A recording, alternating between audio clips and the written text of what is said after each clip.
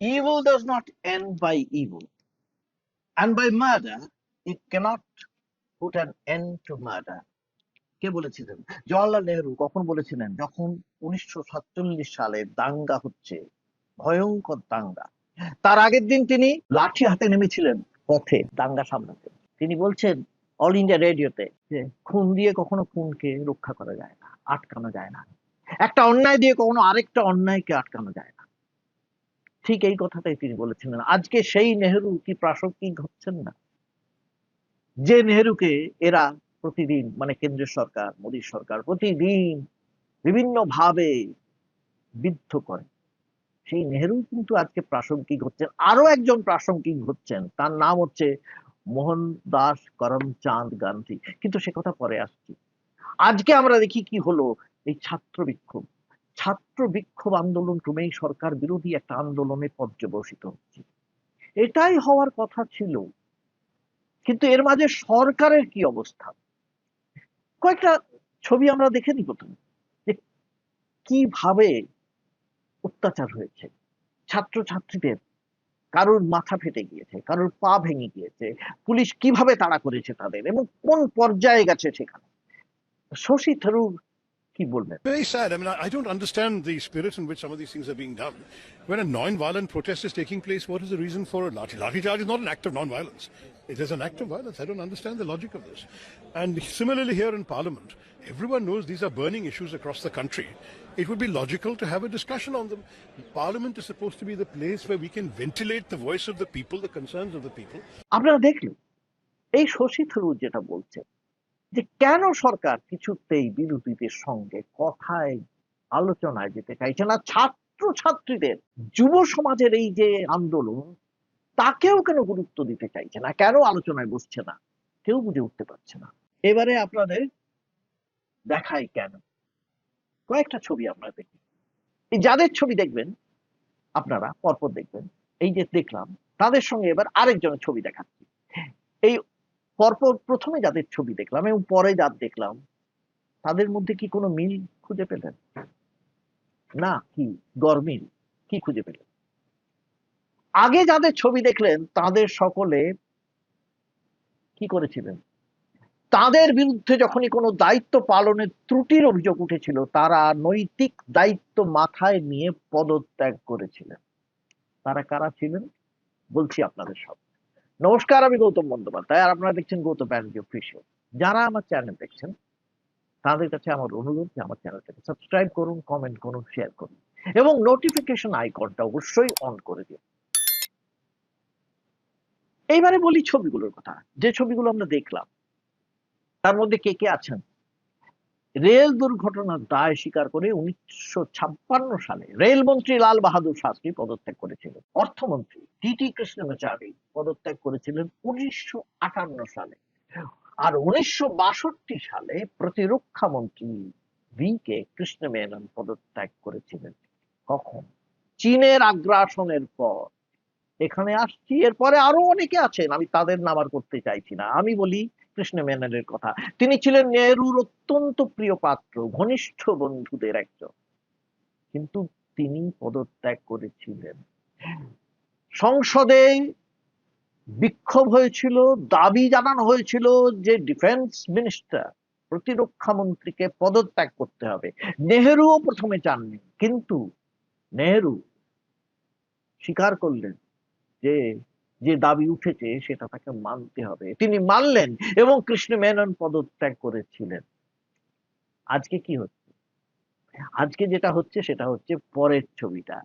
এই যে পরের ছবি, তিনি হলেন বর্তমান কেন্দ্রীয় শিক্ষামন্ত্রী ধর্মেন্দ্র প্রধান। দেশ জুড়ে তার বিরুদ্ধে অভিযোগ।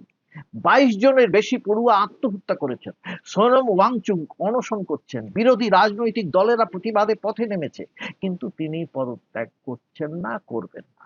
কারণ প্রধানমন্ত্রী অথবা বিজেপি শীর্ষ কর্তারা পদত্যাগে বিশ্বাস করেন না।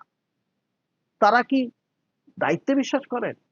তারা কোনো দায় আছে বলে বিশ্বাস করেন? একটা জিনিস কিন্তু কিছুতেই তারা বুঝে উঠতে পারছে না, যে এই আন্দোলন, এই যুব সমাজের, এই ছাত্র ছাত্র সমাজের যে আন্দোলন তার রেশ বাড়তে থাকলে তাদের পক্ষে গদি ধরে রাখাই অসম্ভব হয়ে উঠতে পারে। সংসদের প্রধান বিরোধী দলনেতা রাহুল গান্ধী কংগ্রেস কর্মী এবং সমর্থকদের নিয়ে খোদ প্রধানমন্ত্রীর বাসভবনের সামনে গিয়ে ধর্নায় বসার পর সরকারের টনকটা খানিকটা বেশি নড়ে। তার আগে একবার নড়েছিল, আমরা জানি সেটা, যে মিনারটা যখন এই ছাত্রদের নিয়ে বসলেন একটু আলোচনার নামে কি হলো, একতরফা কথা শোনা। ছাত্ররা বলে গেলেন তাদের দাবি, একটি দাবিও মানা হলো না, সেই হলো আলোচনা। এরপরে এই যে রাহুল গান্ধী যখন বসে পড়লেন প্রধানমন্ত্রীর বাসভবনের সামনে, 3 ঘন্টা পর তাকে এবং প্রিয়াঙ্কা গান্ধীকে পুলিশ থানায় তুলে নিয়ে গেল। থানার সামনে কংগ্রেস কর্মীরা ভিড় করতে শুরু করলেন। অন্যদিকে অখিলেশ যাদব ধর্মেন্দ্র প্রধানের পদত্যাগ দাবি করে ধর্নায় বসেছিলেন, তাকেও তুলে নিয়ে গেল পুলিশ। এই পুলিশই কি দেশটা চালাবে? কেন্দ্রের মোদী সরকারকে যে আগামী দিনে প্রবল বিক্ষোভের সম্মুখীন হতে হবে তা নিয়ে কোনো সংশয় নেই। কে তখন আসবে বাঁচাতে? পুলিশ দিয়ে সরকার চলে না, গণতান্ত্রিক সরকার, মানুষের ভোটে সরকার। মানুষ বাঁচায়, মানুষ তৈরি করে।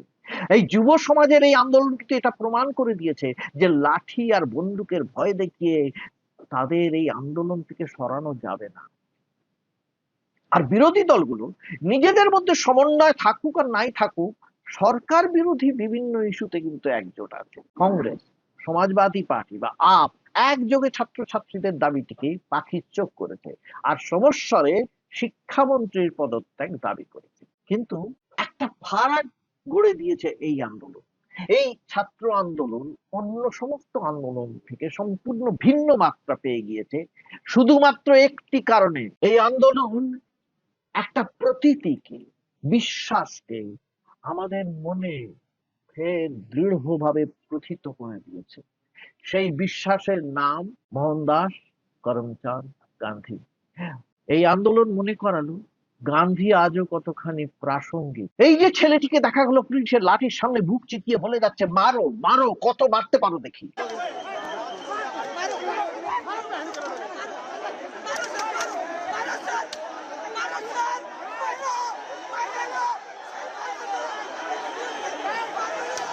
আর খানিক পরে আমাদের মনের মধ্যে ঢুকে গেল, চোখে যেটা দেখলাম যে ক্লান্ত বিধ্বস্ত দেখালো এই আধা সেনা বা পুলিশদের। সকলের সামনে শাসকের লাঠি কেমন আমাদের বিবেকে এসে তখন পড়ছিল, আর আমরা বুঝতে পারছিলাম এরা কিন্তু ক্লান্ত হয়ে পড়বে, মারতে পারবে না। তাই হলো। আর কি ঘটলো? সরকারের বিরুদ্ধে ধিক্কার আর নিন্দা বর্ষিত হলো সমস্ত মহল থেকে, এমনকি বিদেশেও পৌঁছে গেল, আন্তর্জাতিক মহলে পৌঁছে গেল, সমস্ত জায়গায়, লন্ডন থেকে নিউ ইয়র্ক। এই ধিক্কার সপাটে গিয়ে পড়েছে সরকার পোষিত বিভিন্ন সংগঠন, বিভিন্ন রাজনৈতিক দল বা পুলিশ কর্মীদের পিছে। এটাই তো বলেছিলেন গান্ধী। যেসব মূর্খদের দল বলে থাকে না গান্ধী নাকি এক গালে চড় খেলে অন্য গাল বাড়িয়ে দিতে বলেন, তাদের গালেও সপাটে যে চড়টা এসে পড়লো তার নাম হচ্ছে অকুত ভয়তা, ভয়হীনতা, যেটা এই ছেলেটি দেখালো। এইরকম সাহস কতজনের থাকে?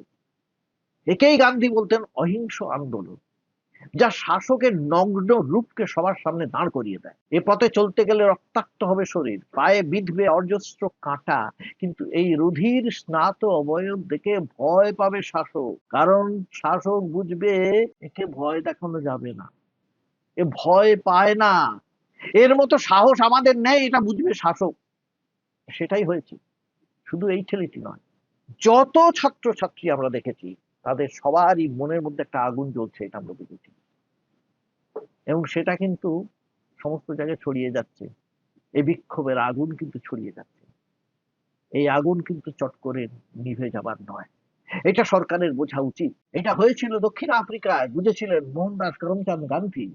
তার পাশে তখন কেউ ছিল না, কিন্তু তিনি হুলিঙ্গটি জ্বালিয়ে দিয়েছিলেন ভারতীয় শ্রমিকদের জন্য ছিল একটা বৈষম্যমূলক আইন। গান্ধী শুরু করেছিলেন অহিংস আন্দোলন।